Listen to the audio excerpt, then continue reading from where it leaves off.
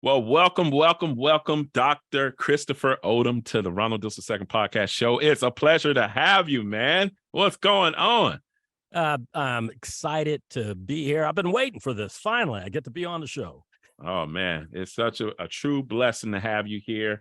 So I love to start the show out with an icebreaker. So my icebreaker for you, my great brother, my doctor here, do you remember teaching me in the creative writing program at Full Sail University?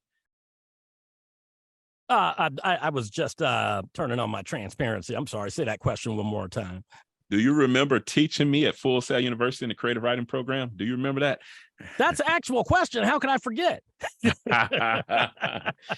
So my icebreaker, man, it's the master's program of creative writing. It was a wonderful, wonderful opportunity for me to grow as a writer. The reason I started that program was because I was blessed with the opportunity to do a book adaptation into a film, and I wanted to make sure I was ready for it. So you was one of those amazing course directors that I, of course, never forget. One of my top picks there, you know what I'm saying? But what made it so special, you spoke life into me at the end of the program, when I was wrapping up. And I probably had you like 2 to 3 courses in that program. And you basically told me, I don't know the exact words, but it was something along the lines that you told me that I have what it takes to make it in the industry. And, as a student, hearing that from one of your course directors that you admire, you look up to, like that just left me like feeling so like amazing after the program. I remember sharing that with my wife, Monique, and she was blown away. And I knew I took a screenshot of that to save it just as a reminder.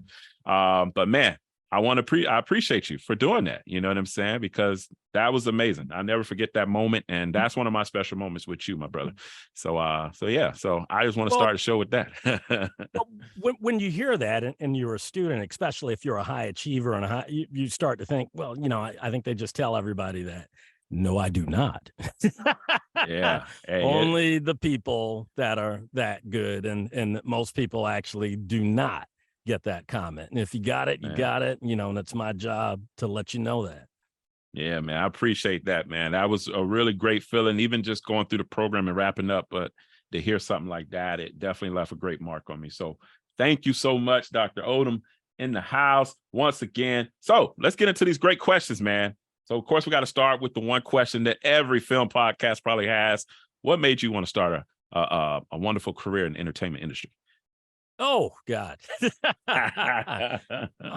Man, that's a tough one. I mean, I have the answer. I've been in the arts my whole life, singing, dancing, acting, writing. But when I first went to college, I went to Morehouse, and I was going to be in real estate / business major. And I kind of got lost. I'm 18 years old. I'm away from home. I'm not going to class. And as I got lost, I found out about an old friend of mine when I lived in Orlando when I was younger. I was working at Walmart, third shift. I dropped out of school, and I found out that he had died in a car accident. And that just kind of just shocked me back into reality. I moved out of my living situation with my roommates at that time. We'd all dropped out of school, went back home for 9 months, got my life together, came back to school. I was thinking I was a little interested in music. I was a little interested in film. And then I spoke with a professor at Georgia State University, and she said, why not just be a film major? And it was like, bam. And that was it. And then it was just all, uphill in many ways, all the way from there, just stuck with it. That's amazing, man. These are always the great start to the podcast show with these questions, man, and just learning kind of like a little history about that experience. So recently you completed a great milestone in your career in education. You completed a PhD in text and technology, digital media from the University of Central Florida, man. You have to tell us about your experience in that program and doing this particular degree. Well, I appreciate you got it all in there and said it right. Got my school in there, my area of specialization. Jokingly, at my age of 175, I say when people say, what is it like to get a PhD? And I'll usually say it feels kind of like a mild stroke. Very difficult. I mean, I have done some stuff in my life. I mean, I have really done some stuff in my life. But that was the hardest thing I have ever done. It was hard, very, very hard.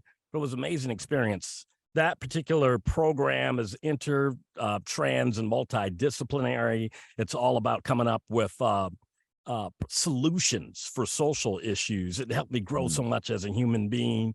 It helped me learn so much. My area of focus for my dissertation, it was a hybrid dissertation, was the Justice for George Floyd movement as a social movement. I was looking at what motivated people to go out in the streets all around the world and what we could learn from that and teach future activists trying to create solutions and enact change for social justice, social change. And I just grew so much as a human being and learned so much. And I came up with 10 propositions for activists that they can use going forward to use visuality and narrative to help promote social movements. Wow, that's just like super, super amazing. Super amazing, man. That's something to be very proud of. And I'll kid you not, like I saw it on LinkedIn, I think, when you originally had put it up there that you were moving forward to study your doctorate and, moving forward towards that PhD. And I remember my exact thought was like, man, I got to get my PhD now. Odom getting it. You know what I'm saying? Like, that's how much you inspire someone like me, man. Just looking at you and growing, I'm like, I got to get a PhD now, you know? You know what I mean?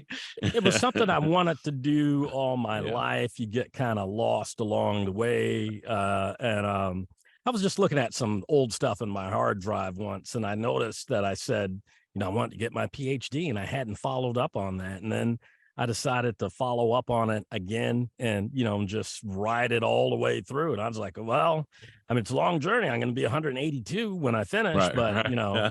You got to do something. That's amazing, man. Amazing, amazing. Now, my next question is more, leaning towards your the research you did for your documentary, Justice for George Floyd, the tripping point. Like you just gave us a little bit about that. The tipping point. Excuse me, I did say. But that works too. I think that's right. Either way, sexier title. Tipping. Yes, I see it. I saw R on my paper. I promise you. But no. But what made you go with such a intense, controversial topic for that? Like I can see that like being like, hey, this is the perfect topic for someone like you or me to do for something like this. But what made you decide to take that step forward with that? So I think it was either at the end of my first or second year in my PhD journey, I did what was called a doctoral colloquium at an academic conference called the the Association of Internet Researchers. And the Catherine Knight Steele, who was my mentor, when she talked to me about my project, she kind of like, I had mentioned, the George Floyd being a tipping point. And she said, yeah, that's a great title. I got to give props to Malcolm Gladwell. That's where I get the idea of the tipping point. What he had an article in the New Yorker magazine called The Tipping Point that went viral many years ago, before viral was a thing. And he got $1 million offer to write a book. And so I'm just stealing from right. from Malcolm. A good writer always borrows references and steals, but I'm going to give Malcolm Gladwell credit. That's amazing, man. No, what a great topic to cover. I'm looking forward to checking out the documentary. I know you've I've read in your bio that you're looking at you're currently working on the feature film for that documentary. So I want to hear more about that as well. So yeah, let's continue. I can't wait to hear more about those amazing projects that you're doing. So being where you are in your career, Dr. Odom, what advice would you give a younger Christopher Odom, before he became the doctor, before he became 175, 182, what advice would you give that younger Christopher I feel Odom? like I'm on the second to last episode on RuPaul's Drag Race, and you've got my picture. It's gonna be okay. It's gonna be okay. Right.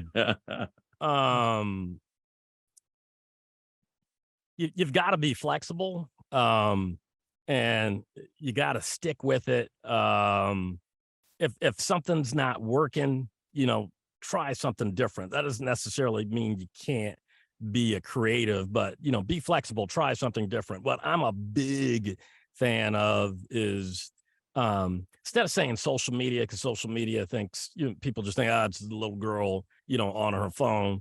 Call it, I'll use some terms I use from my PhD program, emerging technologies. Take advantage of emerging technologies, be an early adopter, and think beyond I just want to direct movies, or I want to write on TV shows. There are so many more mediums and ways to utilize your skills and your creativity. In my business class, one of the 3 classes you take, I would always tell people in my notes that there are things out there that you don't even know you want. There are opportunities you haven't even imagined yet. Be open to the greatness that the university, that the universe wants to shoot in your direction, only if you're willing to accept them. But, be open and really explore the emerging technologies. Nice. That's amazing. What an answer there. What an answer. Now we're going to take a little trip down, the memory lane. Hopefully you're okay with this. Now, being able to check out some of the trailers that you sent over to me. This question definitely was one of my great questions. It's already on the list, but I definitely want to know, how did you get your first opportunity in the entertainment industry? Whether it was on film, or directing or producing, whatever it was, how did you get your first opportunity? So, big opportunity, small opportunity, first free gig, first paying gig. How do we want to quantify this? Well, let's start with the first one, period. That was kind of like that one. It's like, yeah, I'm in the right place. This is where I want to be. I want to continue to make movies. So whether it was paid or unpaid, First time I got paid was $50. Wow. And it was for my church in Atlanta. Okay. Editing together some clips of the choir, and that's how I was like, hey, I made $50. That's it's going awesome. Places. And then for me, I tried working for the studio, tried being an assistant, and I know it works for some people. It didn't work for me. It could have worked for me, because the first time I had the job at the studio, within 6 weeks, there were people trying to steal me. And they're like, man, this is not going to work out. Come be my assistant. I didn't understand that was my moment. I was like, well, no, I've made a deal I need to honor. They're like, then I let you finish the year. And so, it wasn't working. I didn't have the mentorship. And when people threw me a lifeline, I didn't know it was a lifeline. I didn't take it. And so I just kept investing in myself. And then I made this documentary, How to Make It in Hollywood Before You Make It, screened in like 12, 13, 14 festivals, won some awards. And, then I was starting to break out. And after that, I wanted to move into my first narrative feature, which was called 23rd Psalm. And man, that thing went all around the world, screened in some places twice: New York, Cannes, Berlin, Tel Aviv. They called me, Tel Aviv Spirit Festival. That just really opened doors, had like 12 distribution offers, most of them for no money. I actually turned down a 3-picture deal at that time. I'm not going to say the company's name because I'm not going to throw shade. It's not a big deal that I turned it down, because I had to write it, direct it, shoot it, edit it, and they weren't going to give me any money, and they weren't going to pay me. But it was a 3-picture deal for something that already existed. They wanted me to do the next 3, and I said no. I made 23rd Psalm Redemption, a faith-friendly film, and it was just incredible how that changed my career. That took me to, adding that with my other stuff on my reel.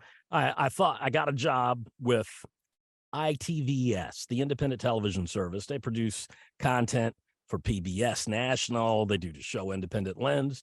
I was like, hey, man, I just got this freelance gig with ITVS. I'm going to be able to buy a PlayStation, maybe a bicycle, and I might even get a used Dyson vacuum, animal vacuum. And I got all of that and a house in Yeah. Nashville. And then I left LA, and then, yeah, that, invested in myself, that's when things just exploded. Nice, man. So this film, The 23rd Psalm, man, I was definitely checking out the trailer of that one. Now you were the director, writer, and producer on here, cinematographer, and Ed. I mean, you did everything, right? What inspired you to write such a film such as this when you was working on this script originally? Um, Once again, I'm going to throw shade at myself. I was stealing. I borrowed the story structure from A Soldier Story, which was a play. It became a movie. Ah, And Soldier Story is borrowing from Citizen Kane. It's borrowing from Akira Kurosawa, Rashomon. And so I just mm, kind of did that as like a Chitlin wow. circuit gospel film, search and replace, and everybody loved it because everybody loved the original. Hmm. Oh yeah. And Oh yeah. so, yeah, I wanted to do a genre film. It wasn't necessarily that I wanted to proselytize, but I just saw it as a genre film. So I did something Yeah. faith friendly, and man, people just really embraced it. And I did it a little differently. I did it at such like an intellectual level. The people in the crowd, who sometimes their spirituality isn't taken at an intellectual level, they just really appreciated that and just really responded to it. I mean, it was weird walking in, to like AMC theaters, and your screening is full. Mm, yeah. Oh yeah. Yeah, the first time we screened it, um, my partner and I had a producing partner, Cornelius Booker III. We were so nervous. Hmm. Um, we had to go across the street. It was in San Diego Black Film Festival. We had to go across the street and get drunk, which is like another story because the bartender, Carly Smithson, was made the top 10 on American Idol like 9 months later. Wow. Wow. And Wow. so we swept the festival. That was the first place it screened, and we won 3 awards. They screened it a second time before the festival even ended. Mm, At the time we made that movie, there were only 2 DVDs that existed. One was in my oh. hand and one was in Sundance's hand, but the San Diego Festival still knew about it because behind the scenes, the small festivals communicate with the large festivals and say, what do you Mm, have, that you liked that you can't program in your festival? And everybody at the San Diego Film Festival knew about it through mm, Sundance. I went to wow. school, I got my MFA in film and television. I knew a little bit about being a publicist and announcing Yeah. it in the trades. I had producers reps call me. I was in Movie Maker magazine. Movie Maker magazine didn't even want to interview me, but know a Uh, little bit about internet uh, marketing. And I was taught to always use like the newest camera because mm, that's like a free story. And at the time I shot on a JVC HDY 100U, and I was the first person to finish a feature. And when the lady called me from Movie Maker, I could tell she didn't want to do it, but nobody else had a feature on the camera. And so she was stuck and she had to put me in the Whoa. article. Talk about the politics in the entertainment industry, Yeah. especially the film festivals. Wow, man. That is something there. Something there. So this is the biggest question too that I'm curious. I know all these are big questions coming from hearing your answers, of course. What was the first major film that you worked on or you produced yourself that you was just like, I finally made it? Tell us about that one. Um, I'm gonna give you like a 2-part answer. The first time I was involved with a major film was as an extra in Sharon Mhm. Stone's The Last Dance, and that's a Oh, funny story. I won't go into that. It okay. was like playing a Okay. prisoner on death row for do rag, and Wow. uh, Have to look that one up. yeah, that was the first time I was associated Wow. with something big. But the first 23rd Psalm, which followed How to Make It in Hollywood Before You Make It, which was like a 60-minute documentary. The first Mhm. 23rd Psalm, when I'm getting all these deals, it's going all around the world. That was the one that really made me Yeah. feel like, I've made it to like another level now. And I'm sure this is what inspired the part 2 of that because you did have a sequel to that film, right? Is that correct? Yeah, The what redemption. happened was, this is something I need to minister to you about, because you inspired me to work out again. I was like, man, Ron, Oh, he lost this man. weight. I was, you were doing the CrossFit, you had the ropes. I was like, oh my God. I mean, this guy's Oh an man. animal. If Ronald can do it, I can do it. I'm work out again. Um, Wow. and so Good to now know. I've Good to know. lost my train of thought. What was the question? What inspired? I mean, you just took me away with that, man. That's motivating to keep going right there. But yeah, you did a sequel to this film, The Well, Redemption for Psalms what 23, right? what happens? You go to class, you read the books, they say, do this, do that. And when you don't have the instantaneous, tangible results that you can see, touch, and taste, you think it wasn't working. And so when I Yeah. did How to Make It in Hollywood Before You Make It, when I did 23rd Psalm, I was doing everything that everybody told me to do. I was sending out, the thousands of emails, the press releases. And then after a while, you feel like nobody's listening to me. And I just Mhm. stopped. And then out of the blue, I get a call from a producer who calls himself John Ewing III from Orangeburg, South Carolina. And he was like, man, do you guys have a project right now? I was getting all your emails and press releases, and I was hoping one day I could work with you guys. I want to know if you guys wanted to do another, faith-based film. And then gave us the money. and, Wow. and we made the Wow. sequel. I was That is watching like an old like Humphrey Bogart movie. I think it was like The Quiet Hours. And I was like, that's the sequel. I said that's yeah. the sequel for 23rd Psalm Redemption. And we just That's made it. crazy. Then we made that And movie. I see you had like some stars on here, like Tatiana Ali, Clifton Powell. I mean, how did that go about getting, some? I know this was back in the past, though. I don't know how big they were back then, but I mean, they're well-known names now. How was it working Um, with them? so everybody's like trying to figure out how to get attachments. How do I do this? Do I talk to the agent, talk to the manager? And uh a lot of that, a lot of what seems difficult is actually in your head. Mhm. And John told us he had the money. I mean, I don't know if he had the money. I didn't see the money. And so I believed he had the money. I'd had the law classes. I knew how to do the deal memo. I had a website that looked like we were Apple.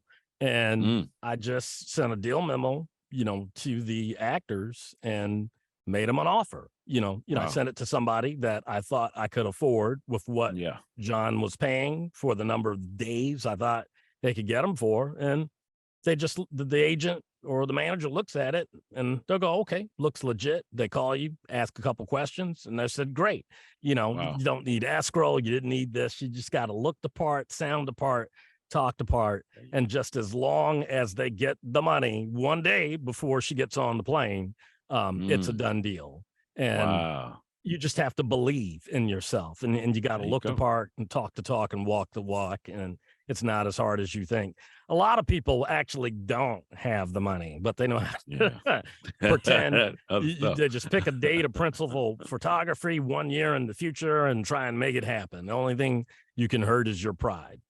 Nice, man. There you go. You heard it here from Dr. Odom. I'm saying that's some great wisdom there. Now, don't try not to tell us all of them at once. You only need one situation because I know it may be many. But tell us about a time you failed and how did you overcome, that time? I mean, there's a lot of times. Yeah, I know. I say, Yeah, hey, I know I have a list for myself. So yeah. Which one um, stand out the most? man, I'm trying to think. That's such a general question. What is about a time I failed, and um y'all can go on LinkedIn and figure it out. So there was like a really big company I worked for in the beginning of my career, and didn't work out. They cut me loose. Didn't make it Mm, to the end of the year, and I was devastated. And 4 weeks later, I was back at the same company as a super temp, making double. wow. Because I was that good. It didn't matter. I supported everybody, chairman of the Hmm. board, the CEO, the president, everybody. And life is weird. My friends and family were like, they just got rid of you. How are you back for How's that double possible? as a temp, working for the CEO? Because if you got skills and if you know what you're doing, I mean, that has value. And even if it seems like you have been devalued, there's value in value, and it's going to work out in the same doggone company. And Brought me back. Wow. For double. For dough. That's something like that. I had a similar experience like that. I say the good Lord closed one door, but opened a bigger one. So exactly. that is like, wow. No, that's amazing. No, that's a great story. I have a very similar one like that, and the doors were definitely opening. So hey, it happens, and you kind of feel defeated in that moment. Like, what am I do? What am I going to do next? And all that stuff. But man, no matter what's coming. What happens, if you're doing what you're supposed to be doing, what is supposed to happen, and now what's supposed to happen might not be what you want to happen, but what is supposed to happen will happen if you're doing what you're supposed to be doing. There you go. There you go. Case closed. That's my grandma say, case closed. That's what my grandma, believe it or not, my grandma still say that. That's what's crazy, but she be meaning business when she say, hey, case closed. All right. So when working with other filmmakers, what are some key elements that you think every filmmaker should have? This is more so for our students, that are, in film school, maybe those are getting ready to graduate, or maybe they're out in the industry and trying to work more and more sets. What advice, what key elements should they have? You got to be willing to do the work. You got to be willing to put in the time. I have a video in a list that I made, 15 tips, secrets to earn an A in the class. I mean, you got to put in the time. You got to do the work. I mean, there just is no substitute for the time. A lot of the stuff that seems impossible to learn, you only have to learn once, and then you roll your intellectual currency forward. When I started film school, I mean, there's a lot of people who had already been shooting stuff for years, and they knew all these directors and writers and producers. And then when we got to class, their stuff looked like garbage. Wow. When I started film school, my stuff was a technical mess. It was a mess. I was new. I was learning it. It was a mess. And, I took my lumps and I said I knew I wanted to do with this. I got my C's, and my teacher liked what I was doing creatively, but it was just technically a mess. Now, today, 175 years later, in my filmmaker circles, I'm known as the technical guy. Yeah. I learned what I needed to work on, and then I put in the time and worked on it, and then mastered it. Nice, man. No, that's good to hear. The tech guy, which we know you got the PhD now. We already know who we're dealing with, right? So tell us now, this is another question. Usually when we're working on set, sometimes, a lot of times, more than few, things don't always go as smooth as we want them to go. You know what I'm saying? Tell us about a situation where things wasn't going as smoothly, on set, and how did you handle that situation? You got me. Uh-oh. So I've had to fire people. Mm. Oh, wow. I had a friend. I won't mention his name. He made the Olympic team when he was younger. He was a dancer. He studied Alvin Ailey, and he was struggling. He used to go back from coast to coast. He was trying to be an actor.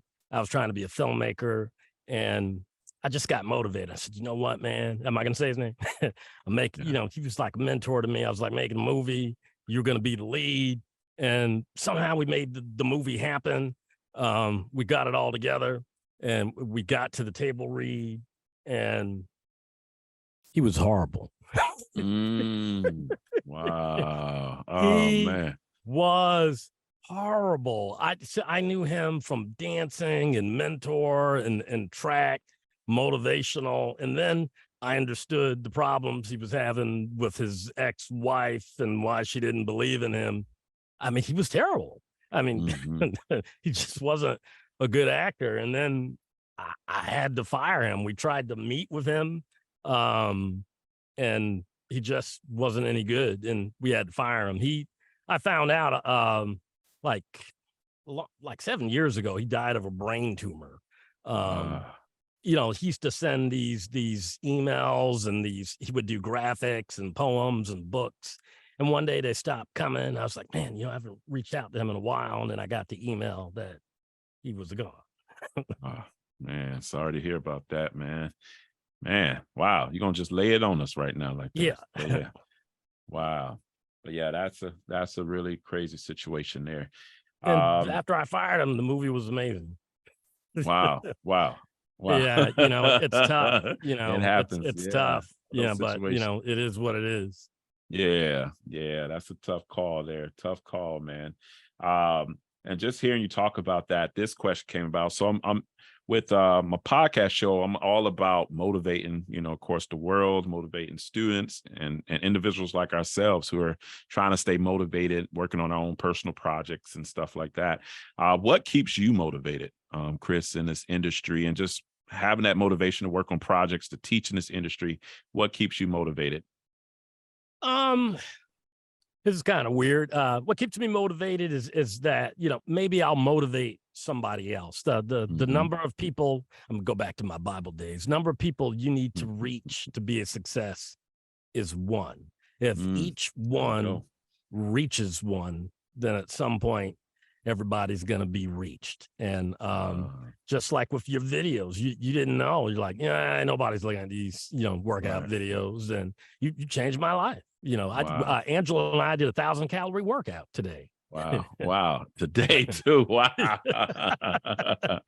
It's amazing too. I actually interviewed Angelo a couple of weeks ago, and I think he was telling me about it. I'm like, wait, what is going on? So he was telling me about this. And I'm like, wait, this sounds like deja vu right now. What did I just hear this? And it was Angelo who was telling me about y'all workouts. I asked Ronald on air when my interview's gonna air. Yeah, it's coming. You can tell him it's coming. But yes, man, no, that's great. That motivates me, because you do feel like that. You're like, are people really watching these? But then when I hear, it's just like, oh, okay, I guess I better not stop. I better keep going. So see, even if you have no likes, no views, no clicks, that's not true, because there's people who watch in private mode. They're on a funky phone or browser. Even if it says 0, somebody saw it. And you don't know what that did. I need to write a book called The Power of One. I do stuff all the time. Oh, man. And there's only one person who consumes it. And you're going to say, did that person call and try to give you money? Yes, they did. It happens to me all the time. That may have to be an episode, man. The Power of One. I'm gonna have to give you a shout out. If you don't mind, you told me about some things that you've stole. I'm gonna steal that. Yeah. I gotta, but we're talking about it. As long as you meet, you reach one person. Everything you do has to be done with excellence. It has to be done to reach the number of people to change your life, which is one. It only takes one person to change your life. And you need to make that piece of content so when that one person watches that piece of content, they cannot resist but to reach out to you and change your life. Speak it, man. I'm like, this sounds like a video that needs to be done. That has to be done. We have to do a video of that. That's the motivation right there. You know what I'm saying? That's powerful. Powerful message. So much I can take from that myself. That's why I love doing these shows too. It's not just for my listeners. I love my listeners, those that are listening, even if it's one, as we're talking about, right? But I also learn a lot myself. I learn a lot from my wonderful colleagues like yourself. And I learn and grow. I learn a lot about you and your journey, but it also helps me and inspired me to keep going. So that's why it's so amazing to do a show like this. So thank you, Dr. Odom. You're still teaching me. Hey, you're going to be someone I always look up to, whether we're working together or not. You know what I'm saying? Just let you know. So what other projects are you working on, man? I know you have a lot of, I don't know what you can tell us, but you're working on some major new projects. I know we have the film festival in the works, the podcast show, whatever you can share with us. So we talked about Justice for George Floyd. Right now it's a 34-minute documentary, but I'm in a process of actually have enough for a feature, but I'd like to raise some additional financing to get some bigger names in it. Right now I do have a 34-minute cut, and I'm trying to get that down to like 15 minutes. Going to take that on the festival circuit and start touring it in January. Justice for George Floyd, The Tipping Point. I've also created a film festival with a longtime filmmaker friend and former roommate of mine, Charles Aline. He's Bayesian. His family hails from Barbados. And we've created the Our Vision Caribbean and Latino Film Festival and podcast. We're centered on the Caribbean and Latino community. But just because you're not Latino or Caribbean doesn't mean that you have information that is not of value to that community. It's going to be on January 13th, 2024, in person at the Carson Event Center, which is, just outside of Los Angeles. And we're also going to have an online version of the festival the next day. We're using a platform called Filmocracy for the online festival. And for any festival that uses Filmocracy, filmmakers that win the best category, such as Best Short or Best Feature, will have the opportunity through Filmocracy to have screening through a new streaming platform called Hoopla, and they'll be able to earn some revenue for each view. Nice, man. That sounds amazing, amazing, amazing. There you go. Get ready. So January 2024, it's going down. It's going down. January 13th. And this upcoming January 13th, 2024 at the Carson Event Center in California. There you go. That's so amazing. Now, do you have, which is usually one of my questions at the end, but since we're talking about, is there a website that people can find out more information that you want to drop? Sure. To find out more information about the film festival, you can visit us at r-vision.org, or we can say it with a hyphen, r-vision, r-vision.org. We're actually giving away an award to the Barbados Organization of Southern California. We're also in talks with a film professor who years ago shot the very last interview with the labor rights activist Cesar Chavez, and that footage has never been seen before. We're trying to get him to come out and talk at the festival and show some of that never before seen footage of the last interview with Cesar Chavez. Okay, that sounds super amazing. And I'll definitely can include the information as well under the podcast. So we definitely have that. Our listeners have that information. So getting back to our questions here. What advice can you give our listeners that are preparing to graduate and want to, of course, work in the industry, the entertainment industry? What advice can you give them? What should they be doing? How should they be preparing? When you say about to graduate, do you mean in 3 or 4 months or in 3 or 4 weeks? We could go. That's a good question. So you're giving me some good questions. I would say let's go with at least a month, maybe a month out. If it's a month out at this time, you've already done your stuff. It is what it's It is what it's going to be. You got to hit the ground running. Get out the house. Networking.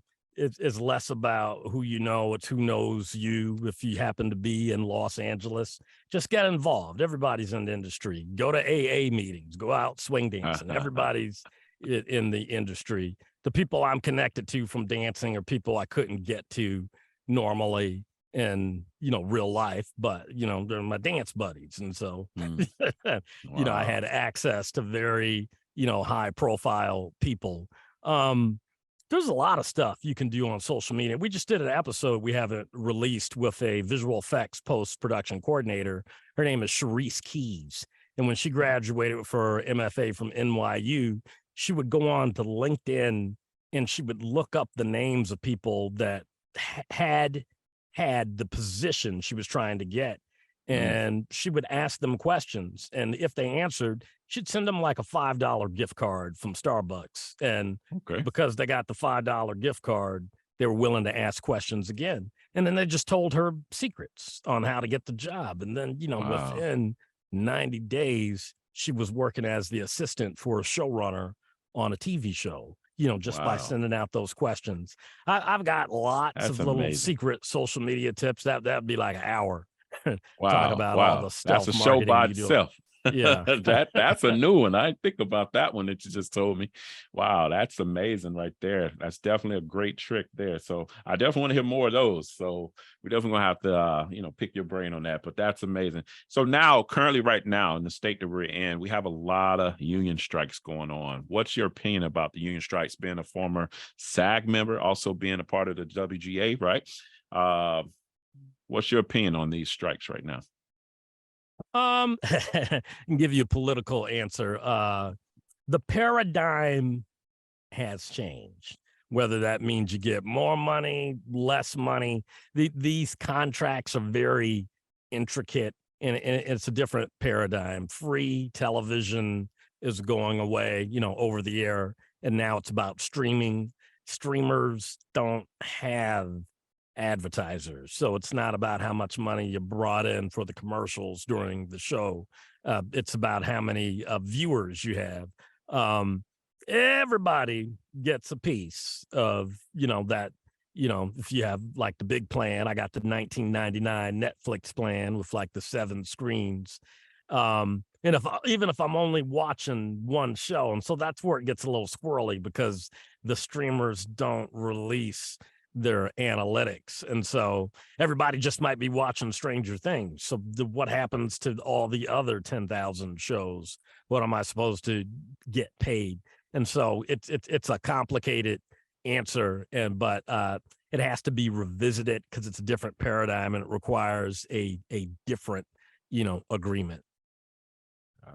Gotcha, man. Wow. Yes. Well, hopefully they can figure something out.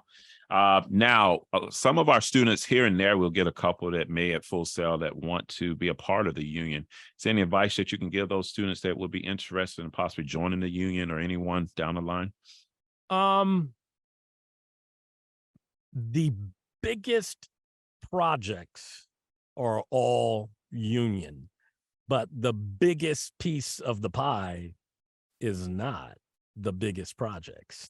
Most work on streaming and TV is actually non-union, but it's if it's free TV, it's the stuff from 8 to 11. It's the stuff with the stars in it that everybody is watching is union, but everything else is non-union.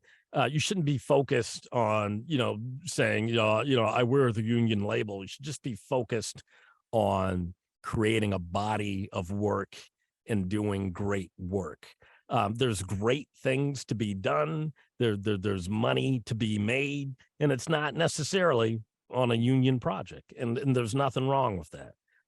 Just do great work and build your body of work. When I was in my PhD program, they said put a line item on your CV every month. You need to be, I don't care if it's on social media, you need to be doing something every day, at least every week. When I come back to you and say, hey, Ronald, what are you doing? You better have something new to tell me. You Yes, better sir. have Yes, sir. done 5 episodes, written 2 books. You got to always have something new to talk about. I love it. I love it. Wow. And I hear you. Yes, sir. I'm gonna say I got you. It's time to get to work. What resources can you give our listeners? You have any? Well, that's a crazy question. We know you have plenty, but what resources can you offer our listeners for the entertainment industry, or whether it's writing, producing, whatever it is? You have any resources that you refer to here and there you would recommend? Every director needs the book called Directing Shot by Shot by Katz. That's the holy Bible of composition. Every screenwriter needs the screenwriter's Bible. It's the reason why it's called the Bible. The Bible just tells you every way that you might see people doing things, but it doesn't necessarily mean you have to do it that way, but you need to be aware of, what has happened before.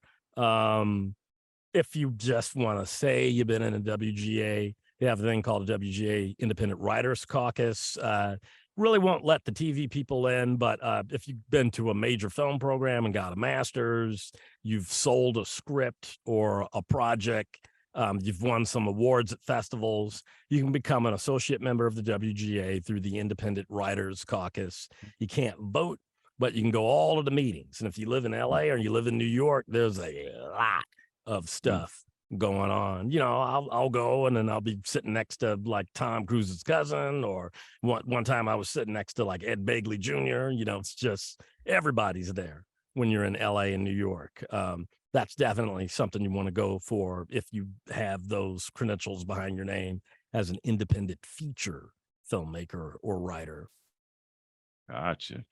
Wow, some great information there. Now, Chris, how can listeners check out, your work and things that you're doing? You have a website, social media, any links you want to drop? I'm really easy. I'm glad I don't have bad debt anymore. I'm really easy to find. ChristopherOdom.com. There you go. It's as simple as that. That's amazing. That makes it really easy. So it really easy, man. So Chris, man, I definitely want to again applaud you, man. It's been great, working with you as a student and now being blessed to work with you on the other end. We still have yet to work on some projects together. I know we're getting closer now that we're in the same department now. So I'm sure we're getting closer to work on some projects together, hopefully soon. But man, I just want to applaud you for just being who you are, for going after goals that you have wanted to achieve. You still went out of after that. You inspired me, even as one of your past students, to keep moving forward. And you were just someone that I really enjoyed learning under, man. And I just want to applaud you for all the great work you do for our students, as well as you did for one of your past students, myself. Keep doing what you're doing, my brother. It means the world. You inspire me every day just watching you grow. And just want to thank you again for this wonderful opportunity to be on the show. Any final thoughts you want to leave for our listeners? We will work together again. We can talk after the show. We just had 42,000 listeners and viewers of our last episode, and we'll bring you on and we'll get another 42, 43 more. Wow. So that's 43,000, not 43, 43,000. I know a little bit about internet marketing. So oh, wow. I love it, man. No, that sounds exciting. I'll stand back and wait, for the invite, but I'm looking forward to that, man. All right, man. Your listeners need 2 words: emerging technology. That's all you need to know. Technology. And then you can ride that to the sky. There you go. You heard it here. Emerging technology. I love it, man. All right, man. Well, thank you so much, Chris. We're looking forward to hearing more great work and all the great things that are ahead for you. All right. Thank you so much for being a part, man. Stay tuned, everyone. Stay tuned. All right. Thank you.